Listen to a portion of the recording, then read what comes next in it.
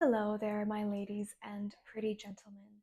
Welcome back to another episode of Look What's Happening in the Spirit Realm with yours truly, Light. Today, I got a message last night about safety, manipulation, peace, and of course, as I always love to beat this point in, your innocence. You see, there wasn't a point in your life where you weren't manipulated, either by family, by friends, lovers, needless to say, teachers, people in general. You embody a level of light and innocence that only a gracious individual who has truly studied themselves and known themselves can be able to appreciate, respect, and treat with grace. But a lot of people have been tempted by you. They have been tempted to treat you the way they want to treat you because they believed that you wouldn't notice their manipulation. And for the most part, you did not, because you believe in the integrity of humanity. You believe that people aren't out there just to self serve, that they are real like you. But I'm hearing that a lot of people are beginning to suffer from manipulating you. They're beginning to truly feel the burn. And it's only because you are beginning to awaken to your power, to who you really are. And the pain, if you have departed from these people, it's going to intensify. It's going to start to sink in for you. And in many ways, that's going to happen when you feel safe, when you can begin to relax in your own skin, to live a life of peace, and even if that is in solitude, or to when you meet people that make you feel safe. It's almost like the betrayal, the manipulation becomes very obvious. And this is why when your life up levels, those that you have left behind, those that you have walked away from, or they walked away from you, they were using, manipulating, and slowly bending your mind, your will to service them. These people face a downward spiral because of the energetic release that's happening from your end. It's almost like everything that they try to have you to sit with is returning to them tenfold. And they're paying greatly, greatly for manipulating your innocence. Because these people have made themselves feel better by saying, oh, this person is just playing along with me. But they knew that you weren't. They knew that you actually wanted them to love you. You wanted to be loved by them, to love them. They couldn't help themselves. It was too tempting. Your innocence was so beguiling. It brought out a lot of people. It brought out their predator because they weren't healed. It brought out the element of them that wanted to stalk their prey, that wanted to destroy their prey, eat them up. But now, it's almost like the deeper the grief cuts into you, the deeper the loss cuts into them, the deeper their pain, the deeper their mess gets. And it's only because they chose to continuously manipulate you. I actually dare you to sit back right now and to think about all the times in your past, your family, your parents, your siblings. There wasn't a point when one form of manipulation or another was not used against you. And manipulation could look very different. It could be somebody basically trying to minimize your skills, minimize your talents, saying, well, of course you're good at this. There's always been a need to beat you down, to scrunch you up, and make you submit to the will of other people, make you submit to how people want to see you. Because, again, I love to say this, there is this element of you being too good to be true, and people needing to prove that, like, out of you, to prove that everybody is fucked up because their belief in humanity is in the garbage. They have capitulated to how the system, how this matrix wants them to act in order to get what they want. The truth doesn't serve these people. And you had been candid, you had been transparent, and they challenged that. They challenged God. And we're going to be into this topic. A lot of these people that are feeling the burn of having manipulated you are these people that I would love to call a catalyst. These fraudulent individuals, these people that mimicked the aura, the energy of your soul tribe. They were, I didn't really get into this yesterday, in the other video, because it needed a separate video of its own, because it's so crazy. Because some of these people are even siblings, like family members that you thought were, they still might be. They have to find themselves chosen. The people that you even believed were chosen were, in one way or another, sent to manipulate you, to send you into a spiral of self-doubt. And they were sent to open you up in a deeper way that other people never got a chance to, because you couldn't even relate with them at a frequential level. But the quote-unquote enemy, if you want to call it that, sent these people that some of you even believe were your quote-unquote twin flame. Oh, sorry, it gives me a literal I can't, I'm literally compulsive.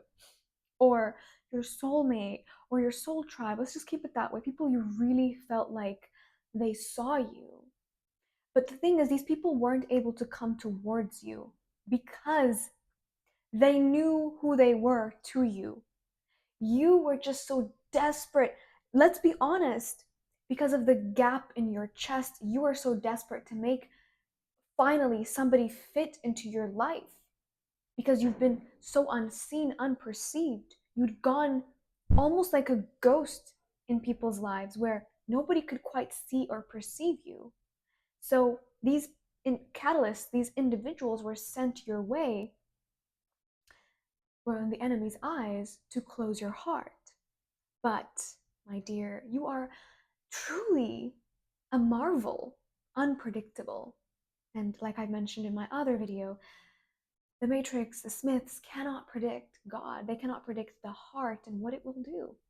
That is the chi, the X factor, the chosenness, the element of surprise that you have. They can't quite put that into the algorithm. But let's move aside from here. They were sent to close your heart out. You see, a lot of you had given yourself to said individuals. You had done above and beyond things for them. Even if they were your sibling, your lover, your friend, they came to you in different suits, but they were sent mimicking. They were almost pre-planned and prepared by the quote-unquote enemy to send you spiraling in disbelief of God, because they wanted to access that soft spot in you that nobody could access, because you'd always seen them coming. You'd always seen them for who they are, and this is why you were a threat. But these catalysts, they were of a different kind. They were there to genuinely decimate your belief, decimate you as a person. But lo and behold, need I mention it again?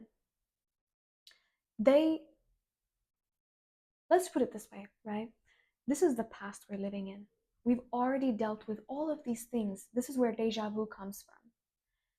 So when you arrived here, you've had your soul family already pre-situated with you to come across you. And the enemy also pre-situated people that resembled literally almost to a T. Almost, just almost.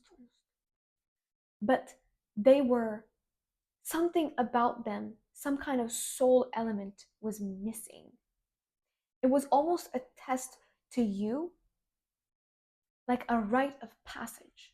They were the last fraudulent people that you would ever deal with before your soulmate, before your soul tribe can enter your life. And you have already learned all the karmic lessons that's going to allow that community, that relationship, that new life to actually be built on solid foundation. See, the enemy didn't really understand God's plan in that sense. And you have been serving these catalysts as well, because they've lived a life of mockery in many ways. They've mocked themselves, the most important part. And you came into contact with these people. You were supposed to give all of yourself to them. Let me just explain this.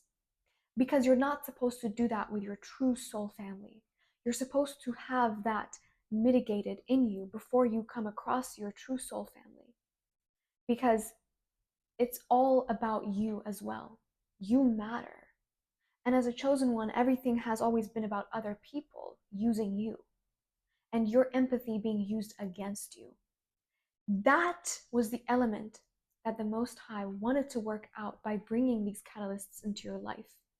These people that are now truly suffering at the hands of their manipulation, which they thought was going to serve them by laying you down to feast on you for God knows how long, for who else they were involved in with. They're paying for that. They're learning who they are through that. And you are learning the fact that there needs to be a mitigation of how much you give to anyone. They were there to prepare you. They were literally set before your path like a rite of passage. I have seen this a lot in the readings that I've done for some of you. And you can call it whatever you want, a false twin, whatever you want to call it. I really do not like that topic for many different reasons, because it really does fuel a toxic dynamic for people to chase after individuals that are truly evil to them in many ways. So this is why I refrain from reusing those terminologies, those labels.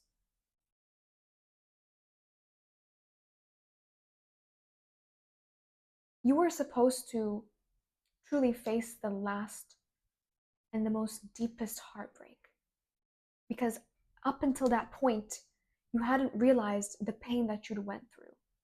Your life has been so much of one bedding of trauma to the other that you'd actually gotten used to being abused and you didn't even know that.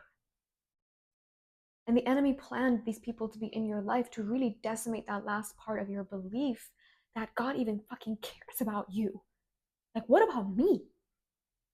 That element. It was a perfect balance, a tipping point, where you can actually see the fact that you have been sacrificing your flesh for other people. You've been sacrificing your peace of mind, your love for yourself, so that others can feel seen and valued and loved. And that tipping point was a reminder, is for some of you, if it's not here yet, a reminder that you matter. You matter, and your pain, you haven't even digested that. So the more you do, the more you start to feel the anguish of being manipulated. And having never had somebody actually manipulate you, I can speak of this personally.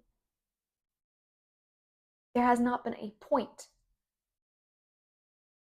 looking back on several interactions with people, relationships especially, that you have to understand you are very malleable because of your intention, because you believe the goodness in people, you see the higher selves of people. You are very manipulatable in many ways because of that. But I'm hearing you had to be serpented up.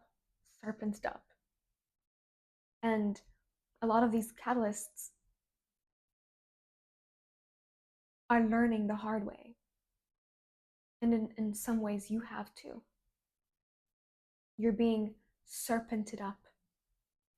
My oh my, has the dove turned into a serpent? I want to say one last thing. I always say this.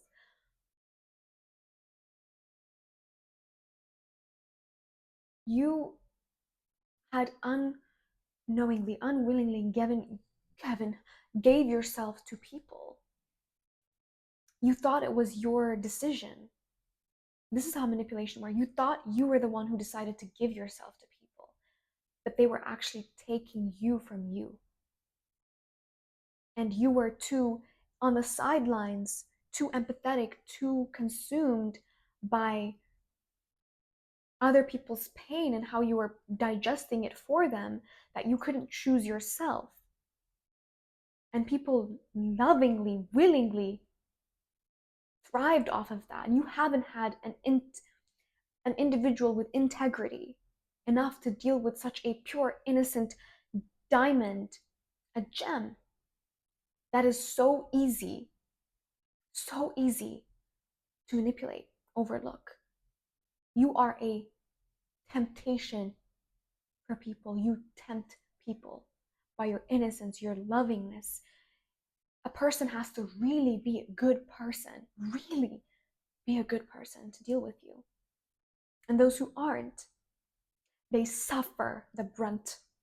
They suffer the brunt of it.